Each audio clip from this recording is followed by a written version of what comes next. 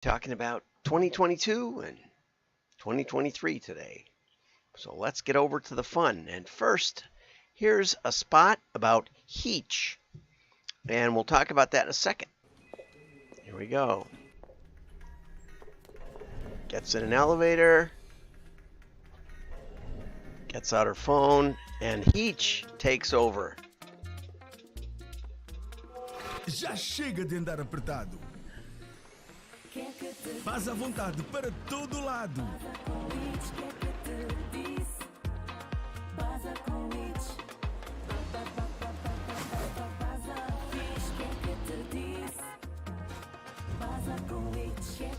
Baixa já o aplicativo HEETCH grátis e tens a cidade na palma da mão.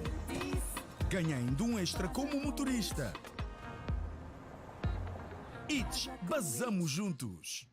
Okay, I don't even know what language that is. But HEETCH is a ride-sharing app service, kind of like Uber, I guess, or Lyft, and they were the big winners according to Adland TV, which is one of my favorite news sources. And so we'll get over to that. Let's see if I can figure this stuff out. There's so much going on here. I don't half the time know what to click next. But here it is, HEETCH. This small brand is the real winner of the World Cup with a cheeky hatch, according to Dobbich from Adland.tv. Okay, the real World Cup winner, Hvala Vam. Thank you, in Croatian. Apparently, maybe it's a Croatian ride share. No idea. But anyway, I did dig up a commercial that you probably haven't seen before. So the name of the brand is HEETCH, or it could be HEETCH, or something like that. My name ends in TSCH, so my grandfather came from not too far from Croatia. I know that. But anyway, before the World Cup, HEETCH, I'm going to say HEETCH, reached out on Instagram to Zlatko Dalic, and manager of the Croatian football team. Why? To kindly ask him for a favor. Could he select his squad, in his squad, a maximum number of players with IC in their surnames, such as Modric, Jovankovic, Orsic, Brozovic, etc. Because when you read their names aloud, all that you hear is the brand name of HEETCH. It must be HEETCH, H silent. Cheeky, isn't it? And thanks to the incredible run of Croatia during the World Cup, football pundits and journalists couldn't keep HEETCH's name out of their mouth. On average, HEETCH was mentioned 178 times during each game when Croatia was playing. HEETCH also did its part during the competition and messaged the players to urge them to touch the ball even more. So it urged on the players with the right names to touch the ball so that they would get even more mentions. Now here's the most important part of this article. TV viewers rapidly made the connection and shared how every football game was suddenly becoming a huge commercial for HEETCH's ride-sharing app. Okay? If we take into account all the mentions of players with names ending in HEETCH, earned media for HEETCH was stratospheric. 897,000 seconds of airtime, 135 territories on 720 different media networks for a reach of 3.5 billion people in total. This amounts to an equivalent of 5.3 billion euros of media investment, with an absolute €0 media buy. So there you go. That just shows you how a little creativity can go a long, long, long way. Okay, thank you for that. Okay, returns rose dramatically year over year in the days after Christmas. So just as e-commerce increases, so do returns increase. I think, and this is by Ray Schultz. I don't see his name on here, but I might have edited it off somehow. Anyway, Ray, you might want to, what we might want to do is try to connect that causation. do people who buy online have a higher rate of return than people who buy at retail? That would be a great question. I don't know the answer to it. So, I mean, we'd have to look back on what the year-over-year increase, which I think it was about 9% in e-commerce buying. But it says that it was a 19% increase, or let's see, Loop returns. But Loop returns only did 133,000 returns on Monday and Tuesday. That's not very many. So I'm not sure if this is a representative sample. They say it was a 33% year over year, but they could have gained a few clients and would have made a big impact. Down at the bottom of the article, and I did highlight this all up, and I don't see the highlights represented here, but it said that let's see, it said that Salesforce reported returns nearly doubled the week after Cyber Week year over year, and Salesforce expects that if over 1.5 billion orders purchased this holiday season, 13% of the total will be returned. So that isn't a huge percentage. But anyway, shoppers have gotten wise, and 57% of shoppers are willing to abandon a brand that provides a poor post-purchase experience. That's not so easy to say. Provides a poor post-purchase. Can't do it. Anyway, and 96% of consumers read retail return policies before making an online purchase. Back in the day when I was running a catalog, we had an unconditional guarantee, and we found that certain customers would abuse that and would try to return things that were totally their fault. It wasn't a question of size, they ordered the wrong size. This was imprinted merchandise where they spelled their own company name wrong. So we put some language in there because the customer service people were getting beat up, and they didn't think it was fair to the good customers, and it isn't. So you got to be careful. In our transaction analysis system, this is a clue for those of you who have programming transaction analysis systems. We also charge an order handling fee for returns. And so if you order $100 worth of merchandise and return it, and let's say there's a $15 order processing charge, you'll have a net $15 life-to-date gross margin if you return all of the merchandise.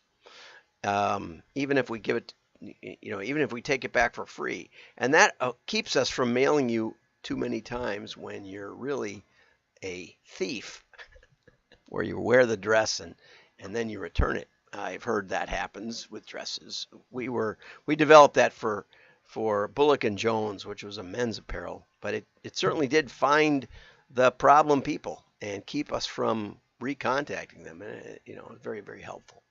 Okay, business B2B sales. Oh, here it is over here. Here's the marked up one.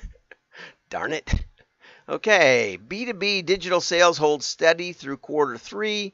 I've been wanting to get to Mark's article for a couple of days now. Total B2B sales generated from the combination of manufacturing distribution operations grew nicely in the third quarter. And I did get some feedback from a couple of B2B companies that 2022 was really a pretty good year for them, especially in the last half of the year. So I've been wanting to just say that. They focus on MRC Global, a 100-year-old distributor of pipes, valves, fittings, PVF, and other products. And so their conclusion is that we think that 2022 was okay, and B2B commerce will fare for the rest into 2023 and be steady to strong, but not blockbuster. Okay, so that's maybe more optimistic than a lot of them. And so I've been wanting to get to that. Okay, also, I wanted to touch on this. Ritson put up an article, Ritson's Top 10 Marketing Moments of 2022. But what it really was an intro into a whole bunch of videos. I think I have one somewhat queued up over here. Let me see if I can get to that. Let me see. Yeah, here it is. Nope. This isn't the playing one. The playing one is down here, and it's going to be almost impossible for me to get to that. So we'll just suffice it to say that all of these links that I've included in the article, which I will put up on the site, all of these links will get you into videos or articles of Mark's, and many of them I've talked on already. He talks about how Musk, first he said, well, we're going to have a $16 or a $20 fee for blue checks on Twitter because we have to get some money besides advertising money. I think the actual reason, and I said this at the time, was more to, if you've got an army of bots, you're not going to want to pay $16 a month or $20 a month for legitimizing your bots, right? So you probably go without blue checks. And so it's one way to track the bots. And even if you do pay for your bots, you're not going to set up a unique bank card for each bot, probably. So it reveals the bots a little bit to put a real transaction in between the bots and Twitter. But he tweets out, well, I think we'll charge 20. What do you think of that? And then he decided to charge 8. Maybe he was anchoring, Mark, so that you'd think that the $8 was a real value compared to the 20 that he was talking about. That's called anchoring in negotiation. It may be what he was doing. He's a pretty sharp cookie, so I think, but anyway, Ritson ties into Musk for that. Yeah, and Musk has also probably got a bigger net worth than Mark Ritson. No offense, right? But, so many of these marketing theorists are just that. And so BrewDog, we did cover that one. BrewDog talked, they did all kinds of things that got them a lot of attention because many of them were somewhat hypocritical of their behavior in the UK compared to their behavior in Qatar. TikTok, you can't beat TikTok by becoming its clone. We also talked about that one a little bit. He said that data shows that the internet sales as a proportion of overall retail sales are now at the same point they would likely have been if COVID never happened. People still like retail and all those things that, we're never going to go back to retail again and all that. We're never going to go back to the office again. Yeah, people are going back to the office. I'm still here at the office. It's the boring brown line of continuity. In general, things don't change very much. The way they change most is the old guard dies off and a new group of people who has no idea what the old guard is even talking about comes in and, things change that way, but it takes a generation or two. Okay, so Russian brand exodus, he was talking about purpose and how it should cost you something. And, a lot of these brands lost a significant portion of their sales, 5% or 10% of their sales, just like that by pulling out of Russia. So if you want to look at purpose costing you something, this is where you need to look at the brands that pulled out of Russia. Okay. And he ends with stagflation. And I did watch that entire one. That was about 50 minutes. So there's quite a bit of content organized around this. You have to register to get it. It took me a couple of tries, but I finally went to Chrome and then it let me in.